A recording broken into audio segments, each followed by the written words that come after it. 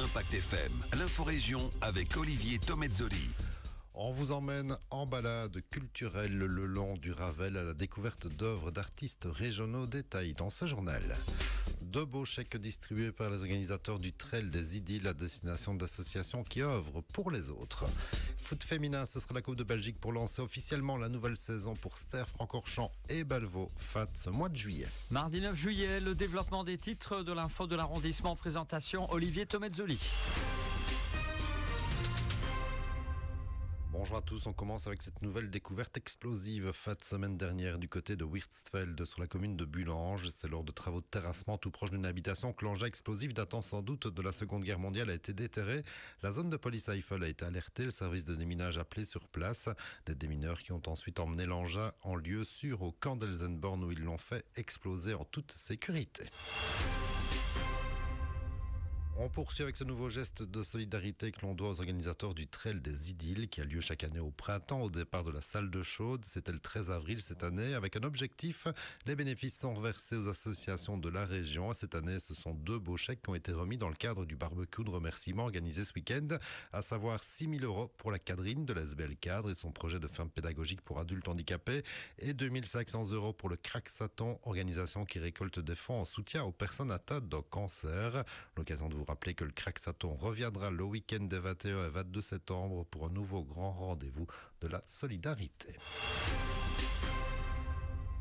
On prend le temps d'une balade sur le Ravel pour flâner, prendre l'air et en plus découvrir de la culture et cela gratuitement puisque depuis quelques jours, plusieurs panneaux artistiques ont fleuri le long du Ravel entre le pont d'Ouarche à Malmedy et Masta-sur-Stavelot. Une initiative de la jeune chambre internationale Malmedy Haute-Fagne qui n'en est pas à son coup d'essai comme le confirme Adeline Gonzalez, sa présidente. C'est une suite en fait de Naturel qui avait déjà été réalisée il y a une dizaine d'années où là du coup on s'était basé sur des parcours déjà balisés. Mais bon, les œuvres ne restaient pas en place. Et ici, l'idée, c'était de vraiment garder une exposition avec plein de guillemets qui allait rester au moins une année complète, malgré le temps, malgré les saisons, et de permettre aussi aux artistes régionaux, au sens large, de pouvoir avoir une petite vitrine. Il y a des œuvres numériques, il y a comme derrière moi une aquarelle, il y a des œuvres à l'acrylique, il y a des photographies, donc voilà, c'est hyper varié. Et c'est ça qui est super chouette, c'est qu'au fur et à mesure de la balade, on va découvrir différentes techniques et surtout différents styles. Ça veut dire qu'on va se balader, on peut s'arrêter, découvrir une œuvre simplement et faire avoir un coup de cœur, pourquoi pas. Tout à fait, c'est vraiment ça le but, c'est de se dire, ok, je prends le temps de l'admirer, de la regarder. Elle peut me poser des questions. C'est surtout ça aussi, de se dire, je vais aller prendre un peu des infos sur l'artiste, parce qu'il y a des petits QR codes, comme ça on sait aller reprendre les infos de l'artiste et le suivre alors sur Facebook, Instagram ou autre. Et puis c'est gratuit. Et puis c'est gratuit. C'est vraiment ça le but, c'était de permettre à tout le monde d'avoir une balade accessible. Donc le Ravel permet ça, c'est que tout le monde peut arriver sur le Ravel.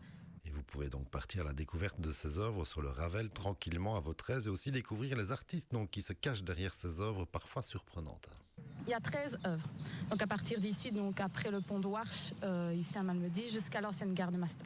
Parcours, donc il va rester au moins un an, vous l'avez dit. C'est tordu, il y a des piquets, c'est vraiment scellé, ça peut rester. Oui, c'est minimum un an.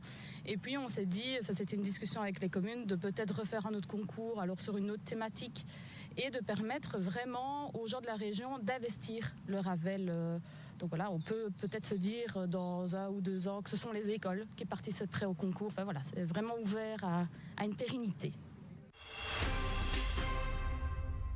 En sport, on parlait hier des qualifications pour les Jeux Olympiques de Ruben Corajan et Tatiana Lebrun. En paranatation, d'excellentes nouvelles qui ne doivent pas non plus occulter les belles performances d'autres athlètes régionaux ces derniers jours, notamment lors de la première édition des Spa Athletic Games. On soulignera la nouvelle victoire de la jeune athlète de Lierneux, Maya Wadka, qui s'impose sur les 400 mètres, ce qui confirme le talent de cette jeune pousse de l'athlétisme. Autre victoire pour le Malmédia et au Furla, précisément Victor Hendricks, qui s'impose lui sur le 1500 mètres dans une compétition très relevé, ce qui renforce encore la qualité des performances. Et on termine avec un petit mot de foot féminin avec la Coupe de Belgique qui se profile. Directement le 2e tour préliminaire pour nos 2 équipes engagées, à savoir Ster Francorchamps, dont les filles disputeront le tout premier match officiel de l'histoire du club en déplacement à Grasselogne. Ce sera le 27 juillet, alors que Belvaux-Ligneville entamera la compétition à domicile le même jour contre le vainqueur du match entre Erembo de Gem et Saint-Odile-les-Louges. La Coupe de Belgique qui doit servir de mise en jambe pour nos joueuses avant le début du championnat fin août. L'info continue sur notre page Facebook.